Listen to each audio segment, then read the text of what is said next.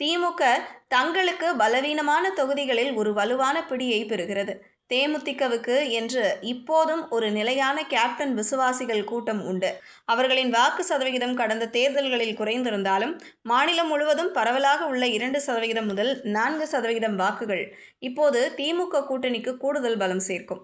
குறிப்பாக அதிமுக மற்றும் திமுக ஆகிய இரண்டுக்கும் வாக்களிக்க விரும்பாத நடுநிலை வாக்காளர்களை இந்த கூட்டணிக்குள் இழுக்க தேமுதிக ஒரு பலமாக அமையும்.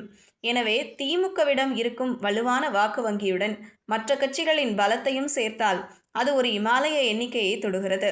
திமுகவின் சொந்த பலம் சுமார் 25% முதல் 30%, காங்கிரஸ் சுமார் 8% முதல் 10%, விசிக இடதுசாரிகள் சுமார் 5% முதல் 7%, புதிய வரவுகள் சுமார் 5% முதல் 8%.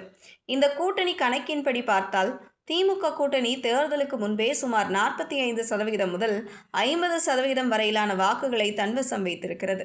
எதிர்க்கட்சிகளான எடப்பாடி பழனிசாமி தலைமையிலான அதிமுக, பாஜக மற்றும் விஜயின் தமிழக வெற்றிக்கழகம் என வாக்குகள் சிதறும்போது 50% வாக்குகளை குறிவைக்கும் திமுக கூட்டணியை வீழ்த்துவது கணித ரீதியாகவே மற்றவர்களுக்கு பெரும் சவாலாக மாறும்.